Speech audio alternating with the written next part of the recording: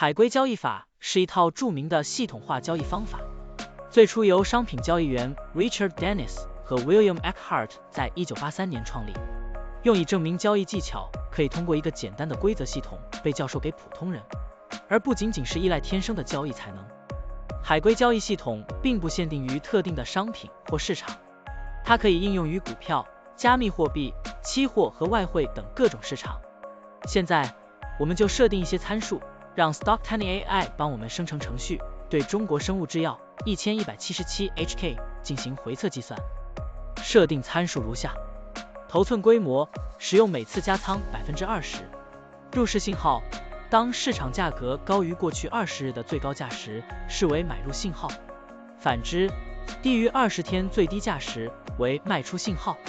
加仓策略，每当价格移动到1/2的20日均幅指标 ATR 时加仓一次。运行时间从2023年1月1日到2024年5月10日。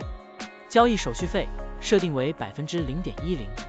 好了，按照上面的设定，视频下方就是持仓的情况，蓝色为股票仓位，黄色为现金仓位。累计交易16次，期末持仓价值 98,595.38 元，盈利负 1.40%。相比持仓不动，多盈利 31.42%。如果你希望使用更长期的信号，可以把参数修改为跟踪55天最高价突破时建仓，其他参数也按照55天周期来设置，这样就可以得到新的回测结果。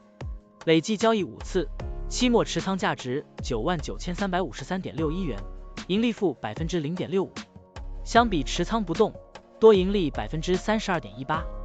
股票的波动特性不一样，盈利效果就不同，参数设定不同，盈利效果也会不同。怎样找到最优的组合呢？请评论区留言，让 Stocktiny AI 来帮助你。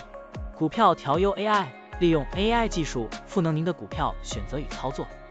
本站内容不构成对任何人的投资建议，您应当基于自己的独立判断做出决策。扫描二维码获取文字稿，欢迎点赞、评论、转发。